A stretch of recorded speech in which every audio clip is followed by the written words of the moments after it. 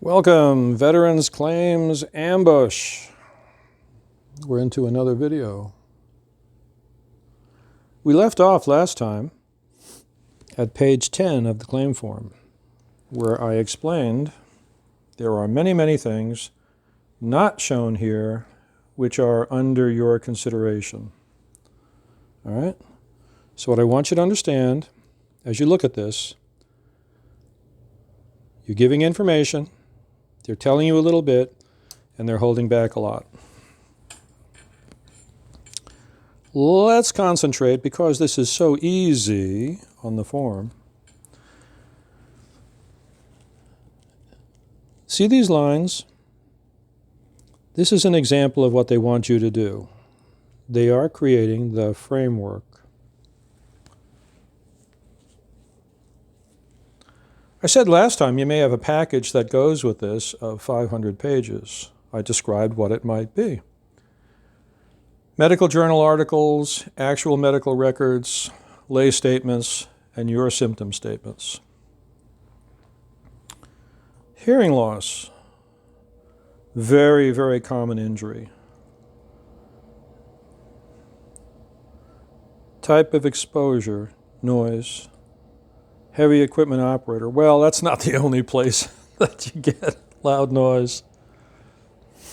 And there's a difference between hearing loss, for instance, from trauma, where you may literally break the bones in your ear and be deaf, and something like tinnitus or tinnitus, which is that ringing or siren or hissing sound people have in their ears that makes it difficult to hear, which comes from anything from 556 to 20 mic and up the scale. It also comes from being on a carrier deck, jet noise, flight line, jet noise, marine aviation, jet noise, helicopters that have jets, jet noise.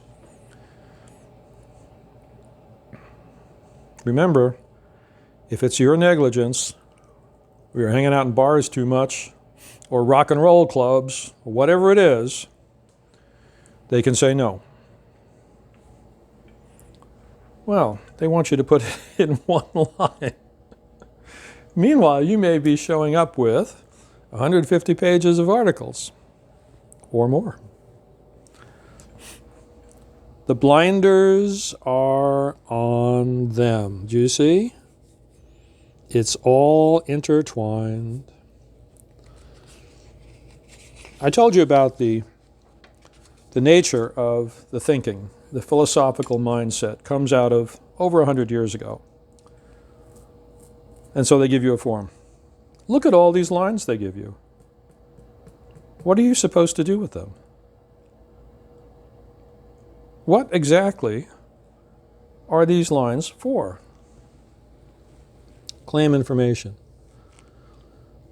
Well, current disabilities, exposure. Well, we just saw that.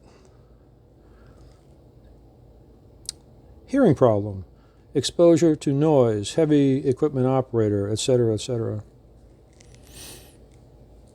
Explain how the disability relates to in-service event or injury, and give the approximate date.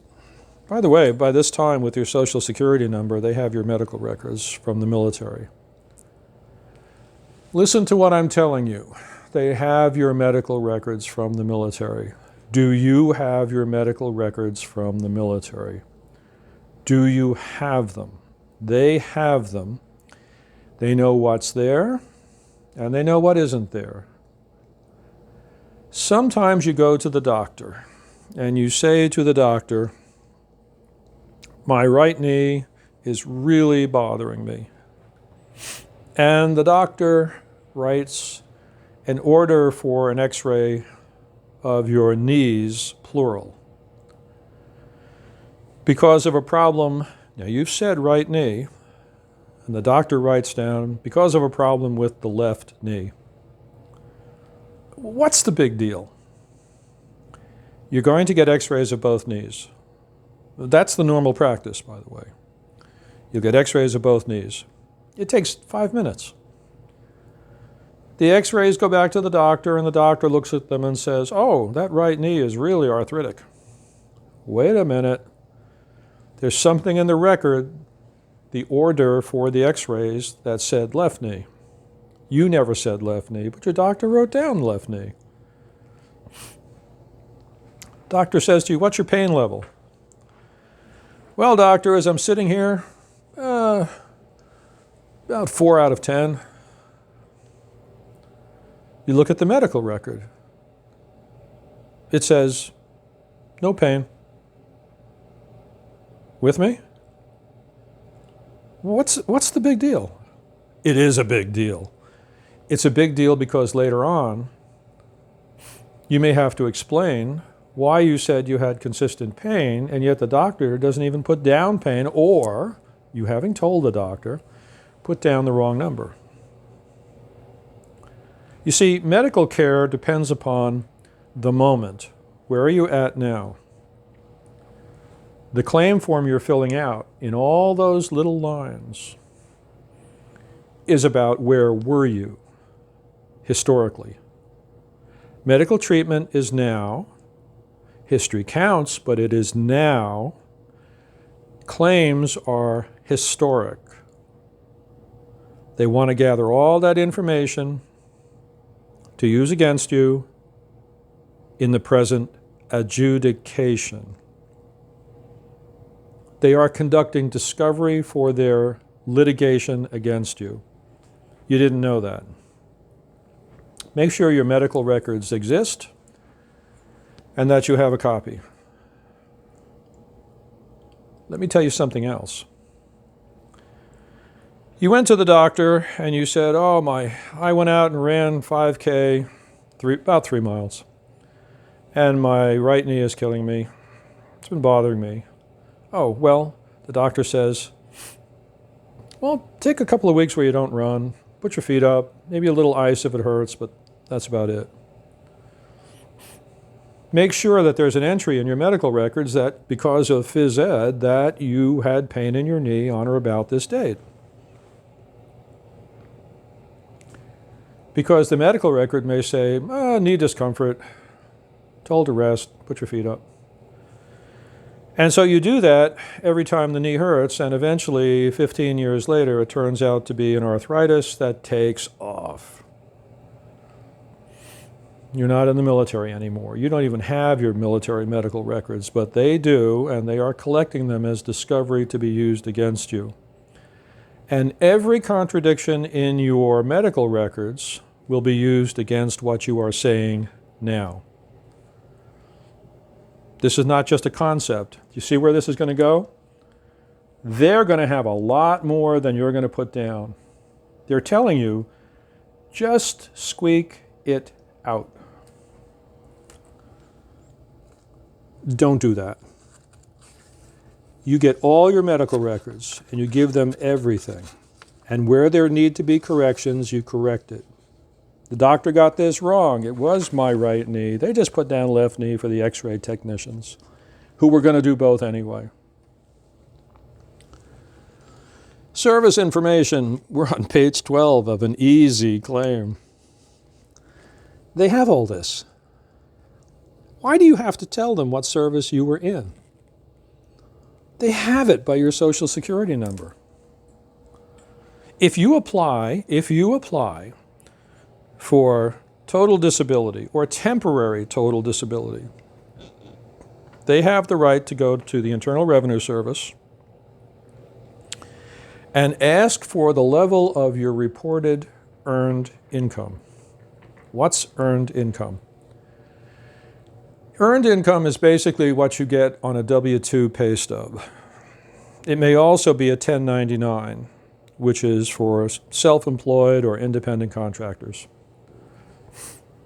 But that's not how you make your money.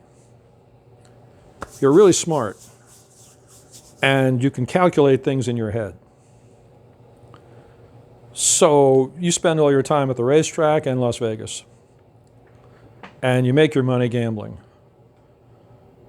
Is that earned income? You know what? It could be. It could be if you are a professional. But say you're not a professional. You go out to the racetrack, I don't know, once a month. Or you do off-track betting, or you do computer betting. And at the end of the year, you've made $25,000 profit. You have to report that, gambling winnings. Is that earned income or unearned income?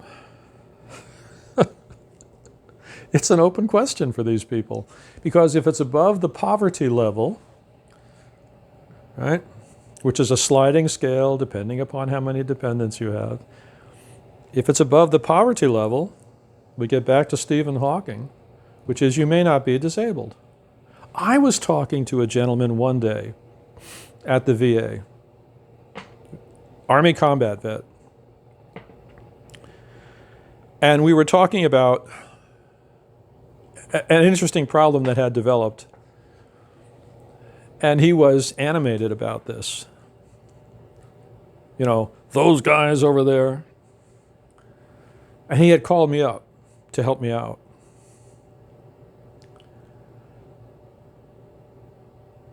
And he represented to me that he was unfortunately 100% disabled due to PTSD. And he was working for the VA. How could that be?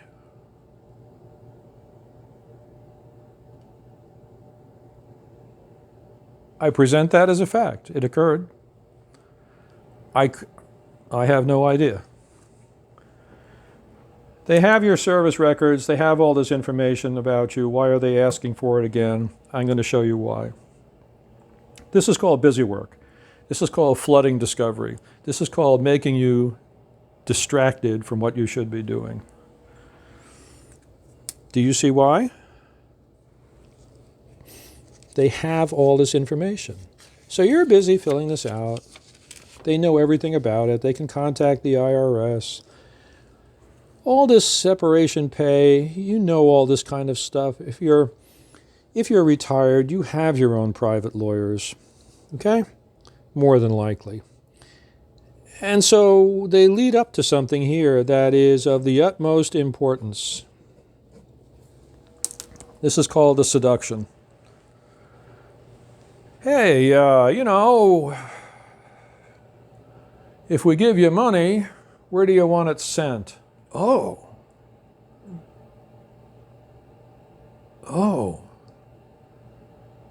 So in the small print up front, they told you how they were going to pick your pockets and deny you, basically. And here, because you're about to sign this thing, they're saying, hey, where do you want the money sent? This is called false seduction. This is to make you jump. Do it as quick as you can. Remember that first big decision? A fully developed claim or a standard claim? It's your choice. What does this make you feel like doing? Where do you want the money sent? They could do that later, couldn't they? Couldn't they? Here you go. Sign it. Okay? Now, some people need a witness. Right? Some people are so injured they need a power of attorney to sign, or someone else. And there it is. You've signed it. You are now locked in. Oh, this is the last page. This is page 15. You see, you could give more claim information in these lines under these headings. Have they asked you to submit a full package of medical journal articles? No, they have not. Next video, we get into one page, so simple. What happens when they deny you? What happens when they deny you? Subscribe. Tell your friends about this. Tell people who are thinking about joining the military about this. You join the military out of patriotism, Valley Forge. I'm not your lawyer. I'm begging you to get a lawyer. Don't mess with these people. They're waiting for you. They don't think like you. They can't read your evidence.